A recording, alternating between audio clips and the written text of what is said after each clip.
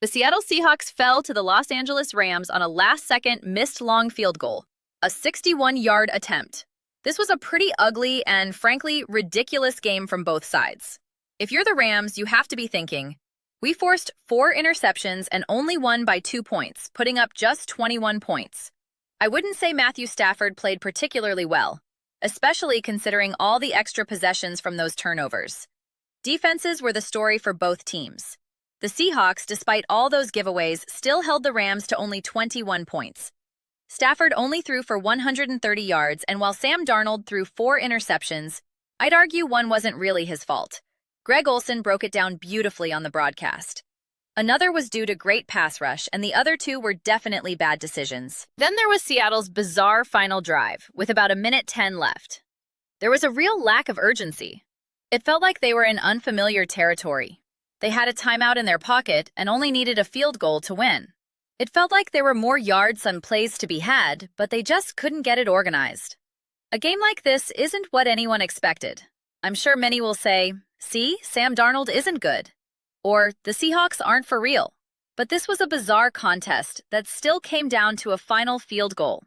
As a Seahawks fan, you shouldn't feel great about the loss, but you could feel weirdly optimistic because of how dominant your defense was. They completely stifled a Matthew Stafford-led offense that had been on a tear. You gave them 4 extra possessions, and they only scored 21 points. Your quarterback had a rough day, and you still almost won. If you're the Rams, you feel great about beating a rival.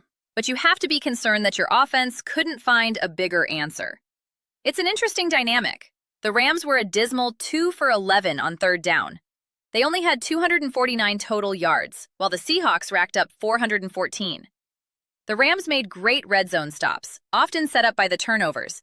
But if the Seahawks hadn't kept giving the ball away, even if they had just punted, it's hard to imagine the Rams putting up many points. This game had the feel of a weird, low-scoring 12-6 affair. The Seahawks had 26 first downs and ran 79 plays to the Rams' 50. If the Rams had capitalized on all those turnovers with, say, 35 points, it would make more sense. You'd chalk it up to great field position.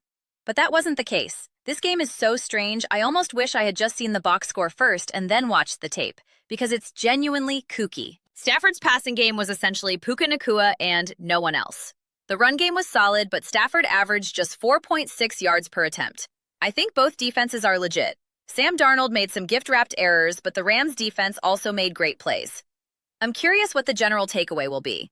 I know many will just jump on Darnold, and that's fair, but I think there are stronger conclusions.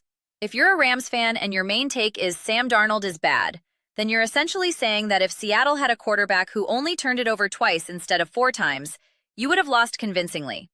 That shouldn't make you feel good about facing other elite teams, especially since your offense didn't look anything like it had against weaker opponents. Frankly, I'd be weirdly optimistic if I were both teams.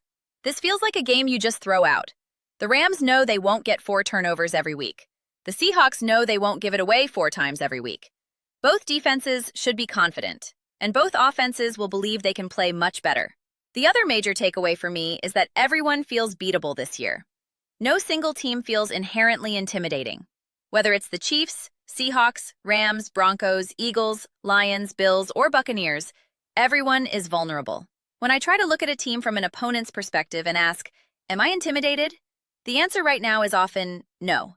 You might have a healthy respect for McVay and Stafford, or the Lions' preparation, or the Eagles' weapons, or the Chiefs' pedigree.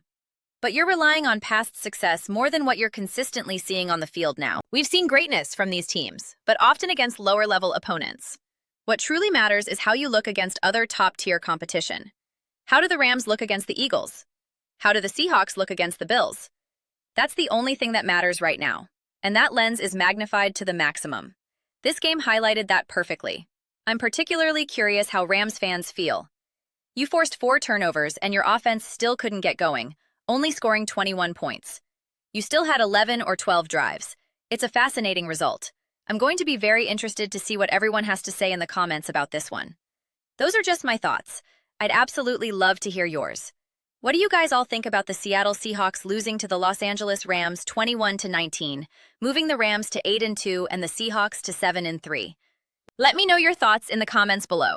I read every single comment, so whether you agree with me or disagree, let's get some discussions going. Let's get into some fights. But ultimately, let's just have some fun.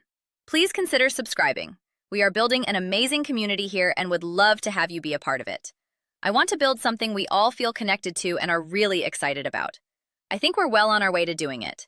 Please don't forget to give this video a thumbs up, as it really helps with visibility and the algorithm. Thank you so much. See you next time.